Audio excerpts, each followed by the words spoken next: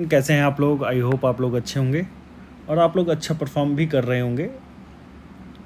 आज के लेक्चर में बच्चों हम लोग पढ़ने वाले हैं range of trigonometric function. This is the last topic of the trigonometry for the basic maths. आज के लेक्चर में हम इसे कवर करने वाले हैं। क्या है रेंज ऑफ ट्रिग्नोमेट्री, बहुत इंपॉर्टेंट हो जाता है। कई बार क्वेश्चन इस टर्म्स से रिलेटेड होते हैं जो कि फिजिक्स में रिलेटेड होते हैं बच्चों। Trigonometric function, range of trigonometric function, इस चीज को हम लोग समझते हैं बच्चों। देखिए, सबसे पहले हम एक जो ट्रिग्नोमेट्रिक फंक्शन के लिए जो भी ट्रायंगल चूज करते हैं, दैट शुड बी कैसा होना चाहिए बच्चों, राइट एंगल ट्रायंगल होना चाहिए। ये थीटा एंगल, ये वाली साइड परपेंडिकुलर एंड ये वाली side base, and this should be the hypotenuse. Clear? ये हमारे पास फॉर्मूला होता है। ये हमारे पास एक राइट एंगल ट्रायंगल होता है। इसके लिए अगर हम बात करें साइन थीटा की, तो साइन थीटा जो होता है वो होता है परपेंडिकुलर अपॉन में बेस, परपेंडिकुलर नहीं सॉरी, ये परपेंडिकुलर अपॉन हाइपोटेन्यूस। अगर इफ मैं एक ऐसे ट्रायंगल को एज्यूम करता हूं जिस ट्रायंगल के अंदर ये परपेंडिकुलर वाली साइड बहुत ही छोटी हो जाए, बहुत ही छोटी हो जाए। मैं एक नया ट्रायंगल बना लेता हूं। इस ट्रायंगल में एक ऐसा ट्रायंगल मैं एज्यूम कर रहा हूं, एक ऐसा ट्रायंगल, ये ट्रायंगल मैंने चूज करा और इस ट्रायंगल में ये वाली जो परपेंडिकुलर वाली साइड है ये बहुत ही छोटी हो जाए और ये बेस और ये वाली हाई साइड हाइपोटेन्यूस कहलाए।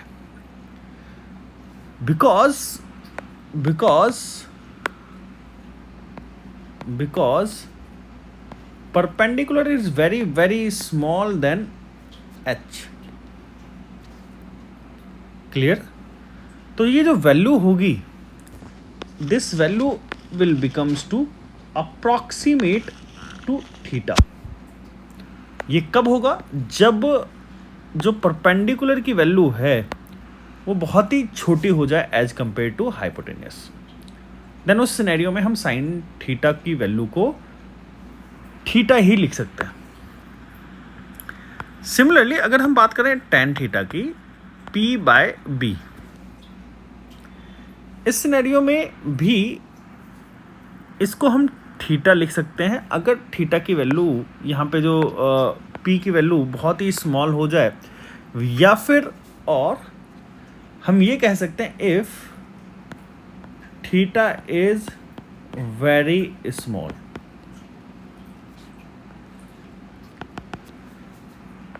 ये हम तब कह सकते हैं जब थीटा बहुत स्मॉल हो या फिर P is very very small than H हो।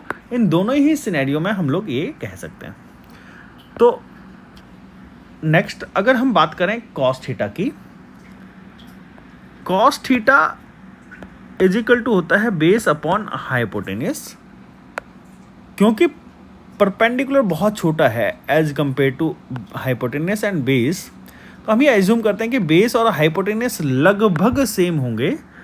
तो अगर मैं इसको कट करूंगा तो ये वैल्यू किसके बराबर हो जाएगी? लगभग 1 के बराबर आएगी। तो हमें एक शॉर्ट में याद रखना है, शॉर्ट में कॉन्सेप्ट क्या है, लर्न रखना है। If theta is very small given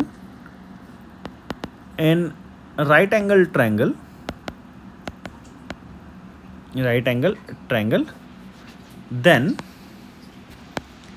sin theta equivalent to theta consider करना है, tan थीटा भी इक्विवेलेंट टू थीटा कंसिडर करना है, एंड cos थीटा जो होगा उसकी वैल्यू हम 1 के बराबर मान सकते हैं।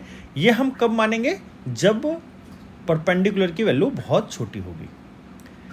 इसमें एक चीज और ध्यान रखना, जो थीटा है, नोट करके लिख लेना, जो थीटा वैल्यू आती है, ये जो थीटा वैल्यू आ रही है, ये थीटा ये must be in radian. Theta must be in radian, ये रेडियन में होगा आंसर के अंदर। तो इसको एक एग्जाम्पल से समझते हैं।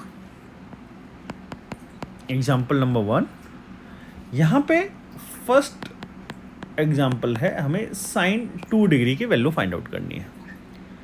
Sign 2 degree because 2 degree is very small, 2 degree is small angle, is very small angle की बात हो रही है यहाँ पे। अब स्मॉल एंगल, कितना स्मॉल एंगल, देखिए ध्यान दीजिएगा, यहाँ पे थीटा जो होना चाहिए वो 5 डिग्री से कम का एंगल होना चाहिए, तो हम बात करेंगे इस चीज़ के केस में। तो अगर मैं यहाँ पे theta is very small angle, मैं कह सकता हूँ कि 2 degree is less than 5 degree angle, hence we can use assumption.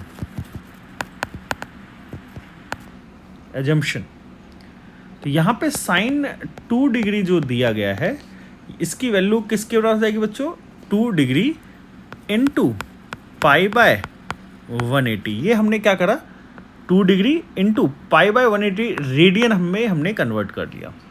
तो ये 2 डिग्री हटा देता हूँ, 2 इंटू पाई बाय 180 डिग्री, ऐसे करते हैं 2 डिग्री, और यहाँ पे भी डिग्री लिख देते हैं, तो डिग्री से डिग्री कट जाएगा। जब वैल्यू हम इसको सॉल्व करेंगे तो पाई बाय 90 ये हमारा आंसर आएगा बच्चों। क्लियर। नेक्स्ट अगर हम बात करें बच्चों, tan 1 डिग्री की बात करते हैं।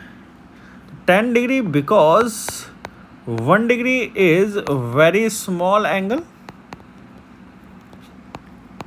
बहुत ही स्मॉल एंगल है। 1 degree is less than 5 degree, hence we can use assumption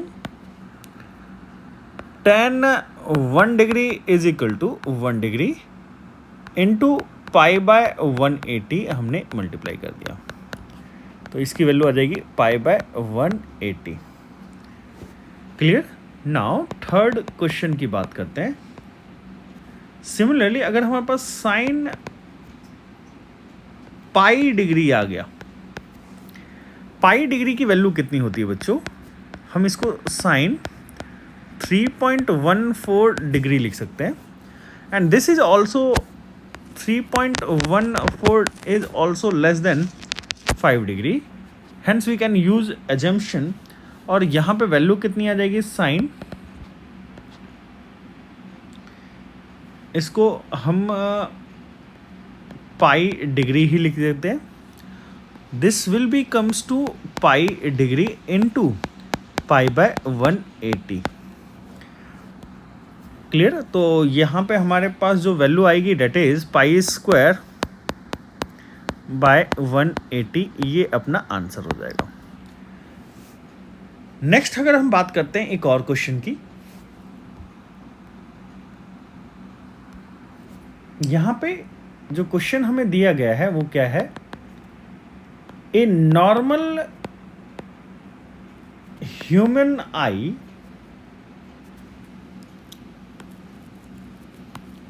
can see an object making an angle 1.8 degree at the eye. What is the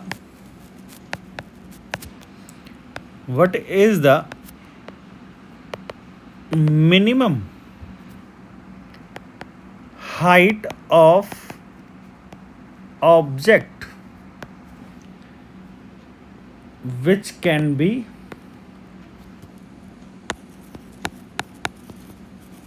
seen by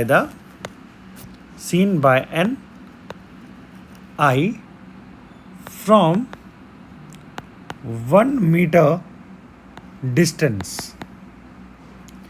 मतलब कि 1 मीटर डिस्टेंस से जो आई है किसी ऑब्जेक्ट को देख रही है, और जो आई पे एंगल बन रहा है, ये क्वेश्चन में डायग्राम आपको क्वेश्चन में दिया गया है, ये आई है,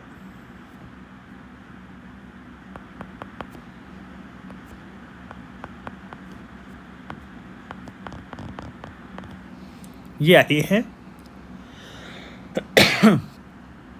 ये आई जो है किसी एक ऑब्जेक्ट को देख रहा है। ऑब्जेक्ट में यहाँ पे एक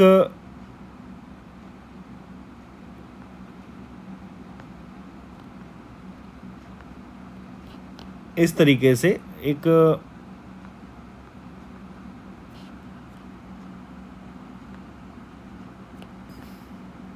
ये एक ट्रॉफी मैंने बना दिया। इस ऑब्जेक्ट को ये आई देख रहा है। ये जो ऑब्जेक्ट जो देख रहा है आई, अगर मैं आई से इसके बेस पे एक लाइन ड्रॉ करता हूँ और इसके टॉप मोस्ट पॉइंट पे एक लाइन ड्रॉ करता हूँ, तो ये जो एंगल बन रहा होगा, ये आप देख पा रहे होंगे कि ये एंगल कहाँ पे बन रहा है बच्चों। इस थोड़े से आई को मैं थोड़ा सा नीचे ले आता हूँ, ये आई, ये एंगल बन रहा है। और जो ये एंगल बन रहा है ये 1.8 डिग्री बन रहा है। तो आप देख पा रहे होंगे, बिकॉज अब यहाँ पे हमें बताना क्या है बच्चे, हाइट ऑफ ऑब्जेक्ट बताना है। दिस इज एन ऑब्जेक्ट, ये ऑब्जेक्ट कुछ भी हो सकता है।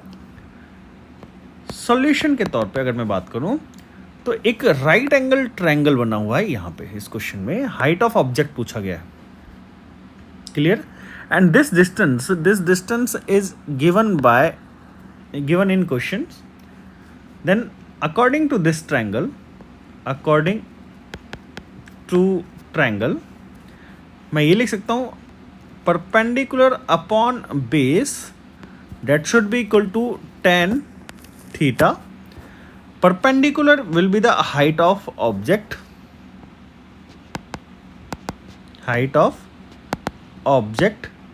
divided by distance of object is equal to tan 1.8 degree. And tan 1.8 degree की वैल्यू होती है 1.8 इंटू पाई बाय 180। यहाँ पे हाइट ऑफ ऑब्जेक्ट मैं थोड़ा सा छोटा लिख देता हूँ, इसको कर देता हूँ, हाँ जी। तो ये हाइट ऑफ ऑब्जेक्ट को मैंने लिखा स्मॉल h और ये distance of object 1 metre.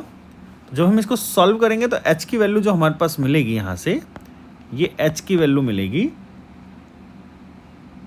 Pi divided by यहाँ पे 100। क्लियर, ये बात आप लोगों को पता रहनी चाहिए। ये हाइट इतने मीटर मिलेगी। अगर मैं इसको और भी फर्दर सॉल्व करना चाहता हूँ तो मैं लिख सकता हूँ 3.14 डिवाइडेड बाय 100, तो ये वैल्यू आ जाएगी 0.0314। क्लियर, इतने मीटर की हाइट होगी इस ऑब्जेक्ट की।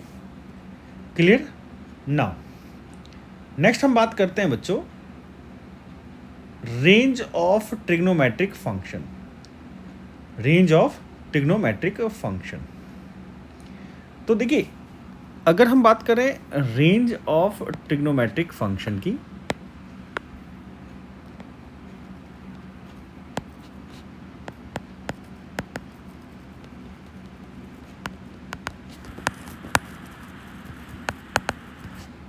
रेंज ऑफ ट्रिग्नोमेट्रिक फंक्शन, यहाँ पे हम लोगों ने जो टॉपिक पढ़ा था, ये हमने एंगल की वैल्यू फाइंड आउट करी थी for a very small angle. Trigonometric function की वैल्यू फाइंड आउट करी थी। नाउ हम फाइंड आउट करने वाले हैं रेंज ऑफ ट्रिग्नोमेट्रिक फंक्शन। ध्यान दीजिएगा, ये जो साइन थीटा जो होता है, इसकी वैल्यू -1 से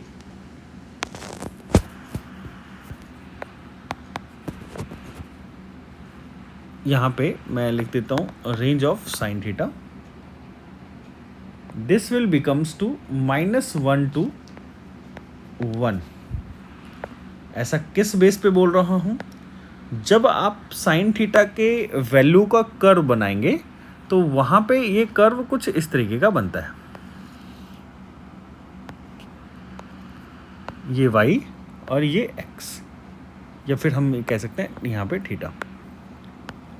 तो यहाँ पे y इज इक्वल टू, अगर मैं साइन थीटा का कर्व बनाऊँ, y equal to sine theta का कर्व बनाऊँ, तो ये कर्व जो बनता है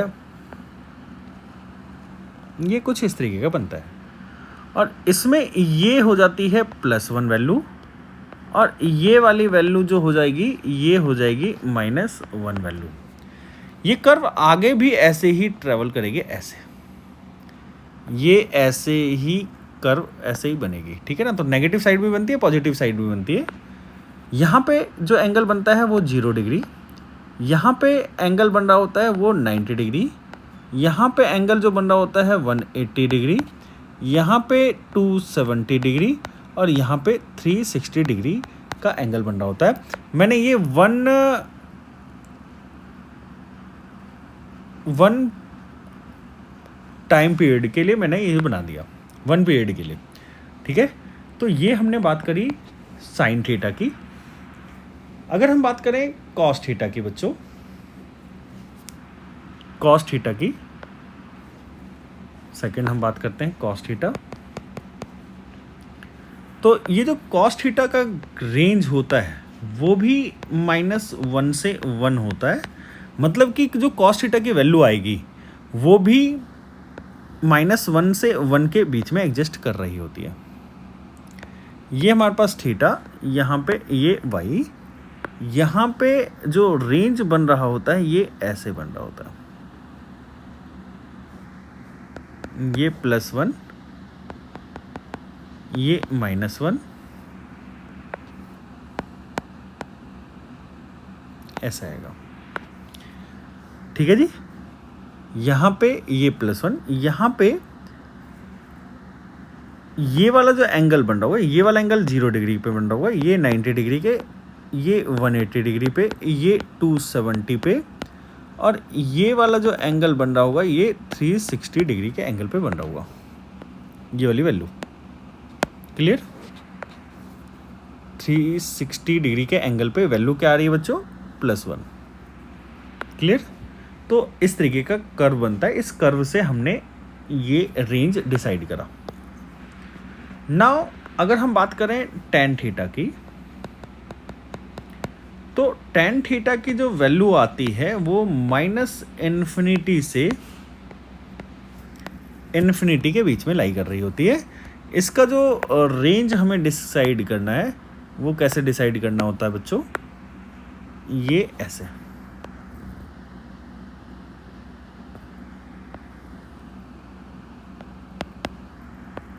ये y,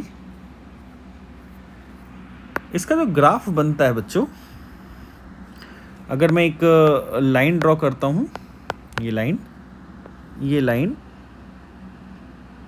ये, और एक लाइन मैं यहाँ पे ड्रॉ करता हूँ।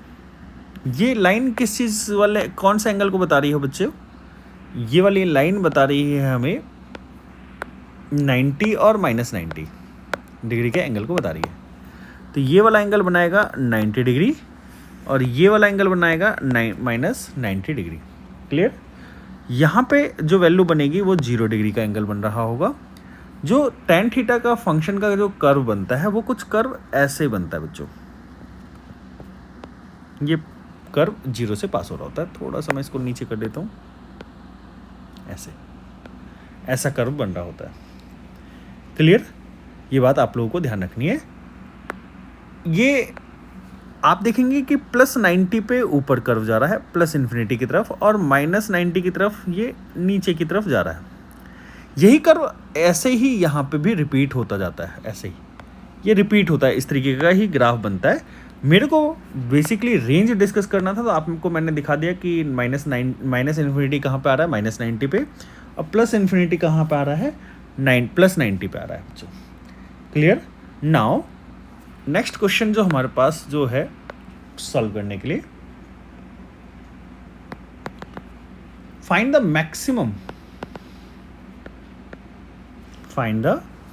Maximum value of y is equal to sin x and cos x, ये हमें फाइंड आउट करना है। इसमें ऑप्शन में जो वैल्यू दी गई है 1/2,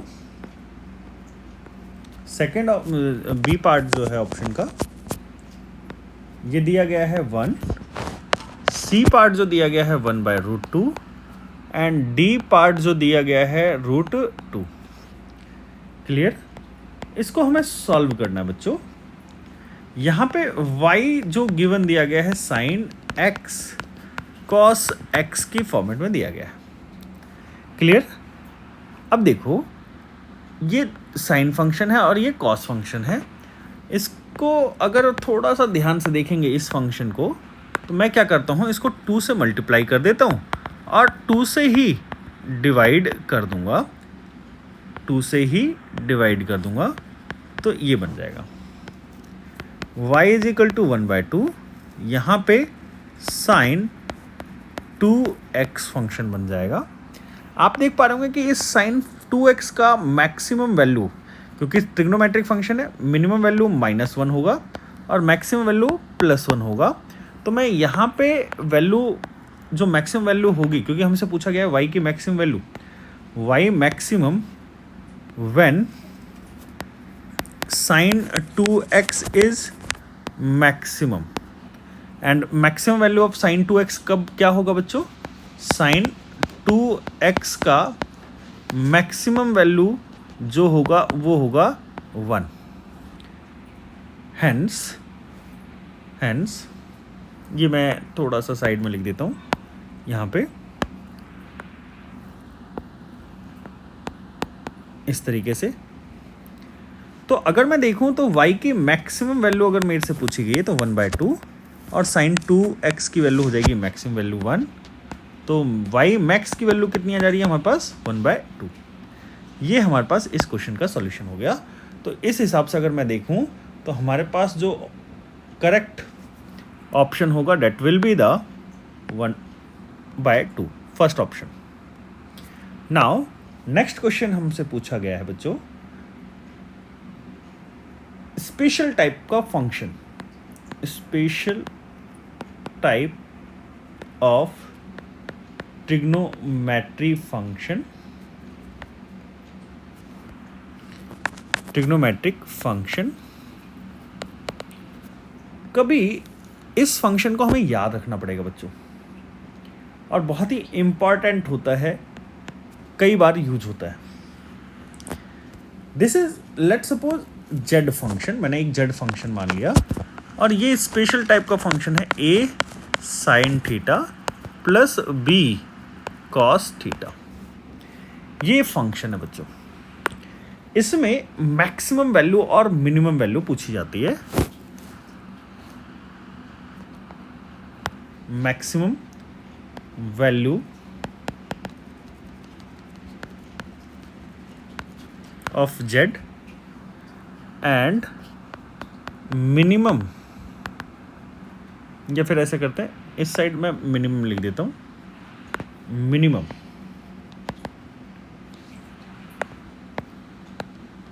मिनिमम, और इस साइड मैक्सिमम।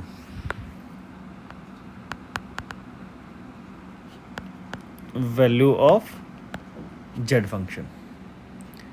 देखिए बच्चों, मिनिमम वैल्यू ऑफ जेड, हालांकि ये निकाला तो हम कैलकुलस से निकालते हैं, मैक्सिमा मिनिमा से, बट फिलहाल के लिए आप इस रिजल्ट को याद रखिएगा। जेड की जो मिनिमम वैल्यू होती है that is minus of under of a² plus b²। मतलब कि आप क्या करोगे, a² प्लस b² का होल अंडर रूट, उसके आगे माइनस साइन लगा दोगे। This is the minimum value of z. Now maximum value of z जो होगा, z max that is plus of a² plus b²। तो अगर हम बात करें इसकी रेंज की, तो ये मिनिमम वैल्यू है और ये मैक्सिमम वैल्यू है, इस रेंज में लाई कर रहा होगा। तो जो जेड की वैल्यू है, यहाँ पे मैं लिख देता हूँ, Z equal to a sin theta plus b cos theta, that will be lying between minus under root में A square plus B square under root A square plus B square. ये range हो जाएगा इस function का, ये range हो जाएगा इस फंक्शन का। ठीक है, तो ये हमारे पास मिनिमम वैल्यू है और ये मैक्सिमम वैल्यू है, ये रेंज हो जाएगा। एक एग्जाम्पल के थ्रू हम इस कॉन्सेप्ट को भी समझ लेते हैं। एग्जाम्पल हमारे पास है, if y is equal to -3 sin theta plus 4 cos theta, then find y maximum and y minimum. तो अगर मैं देखूं यहाँ पे इस फंक्शन को मैं कॉपी करता हूँ, इस फंक्शन को अगर मैं देखूं तो हमारे पास a की वैल्यू आ रही है -3, b की वैल्यू आ रही है 4, तो y की जो मिनिमम वैल्यू आएगी डेट इज अंडर रूट में a square plus b square होगा, that is minus under root में a की वैल्यू कितनी हो जाएगी बच्चों, 3 का स्क्वायर माइनस 3 का स्क्वायर प्लस 4 का स्क्वायर। अगर मैं इसको सॉल्व करता हूँ तो ये हो जाएगा 9 plus 16 that is -5। This is the minimum value. Now y की जो मैक्सिमम वैल्यू होगी that is plus a under root में a square plus b square plus a की वैल्यू कितनी हो जाएगी यहाँ पे, -3 का स्क्वायर प्लस 4 का स्क्वायर डेट इज प्लस, ये भी हम लोग सॉल्व करेंगे तो ये हमारे पास क्या आएगा बच्चों, 5 ही आएगा। क्या वैल्यू आ जाएगी, 5। तो अगर मेरे से रेंज पूछा गया है y का रेंज कितना होगा, तो y का रेंज मैं क्या बता सकता हूँ बच्चों, रेंज ऑफ y